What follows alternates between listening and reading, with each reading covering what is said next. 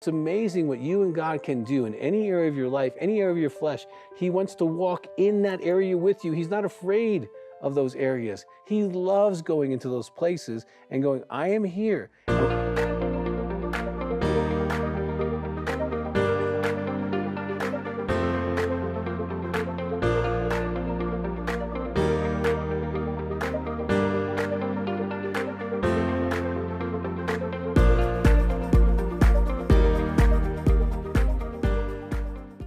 Well, thank you for being here at Healing Time. Today is going to be exactly that, a healing time. You know, getting born again is an incredible experience. I'll never forget it. I hope you never forget it. I hope I never get over it. I hope you never get over it. Getting saved is so incredible. Jesus Christ died for me. He rose from the dead so that I could be free from all sin. So why am I not free?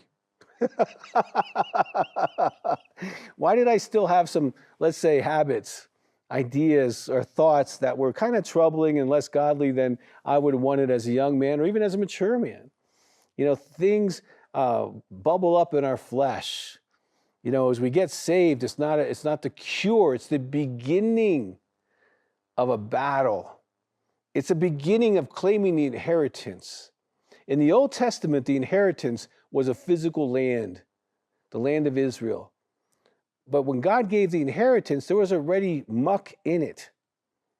There was idolatry and all kinds of sex stuff and all kinds of crimes and bad stuff and bad people, all the ites that you see in the Old Testament.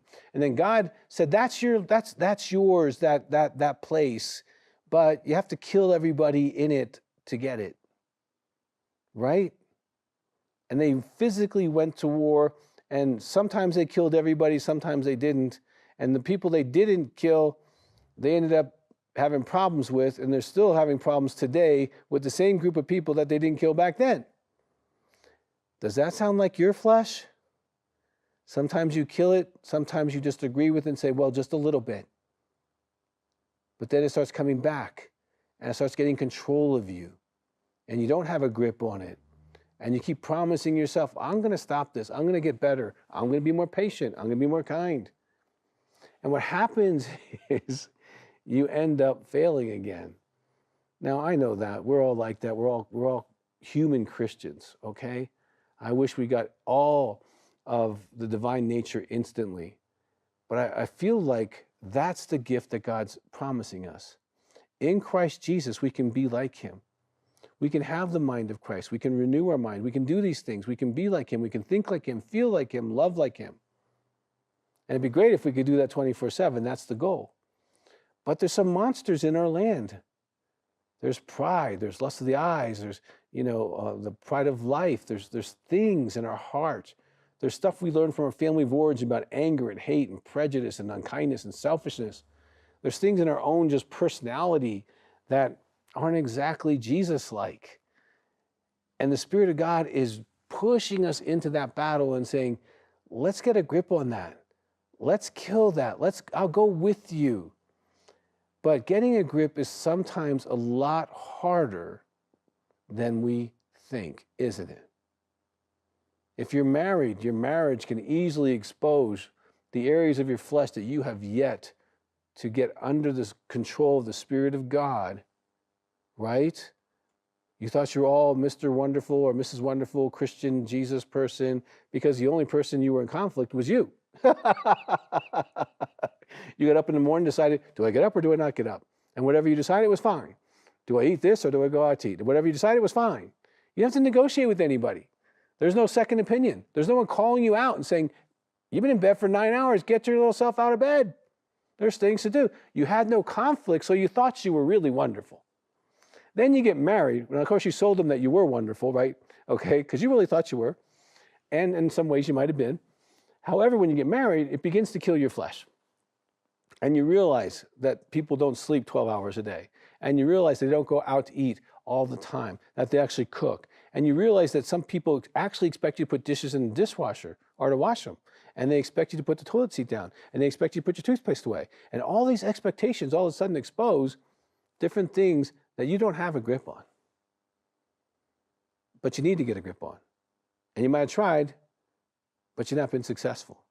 Now, if you're going along in marriage and you do this thing called children, well, now your flesh really gets exposed, because children expose how selfish you are and how you really want to sleep all night and not get up when they cry and scream and ask for things.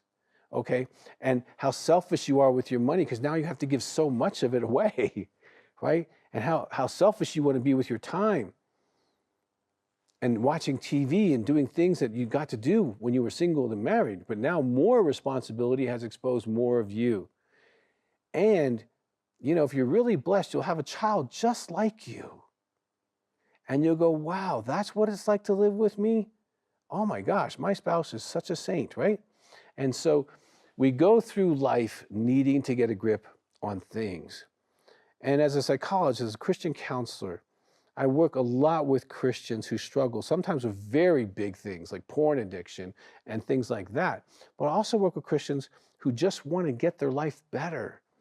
And they're like, Doug, there's this one area that just kind of keeps getting me. There's this donut place I can't stop going to. Or I just have a problem with overspending. I have a problem with small lies. I have a problem with like my weight. I just can't seem to get it like where I want it to be. And when I do, I blow it. I have a problem with shopping. I have a problem with, and it goes on and on and on and on and on. And here's what I want to say. Your problem is an opportunity to get a grip. Problems give you an opportunity to rise up and be the hero in your own life.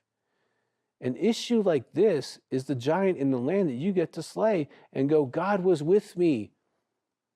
I threw the stone, but he killed the giant. Okay? And so it's amazing what you and God can do in any area of your life, any area of your flesh. He wants to walk in that area with you. He's not afraid of those areas. He loves going into those places and going, I am here.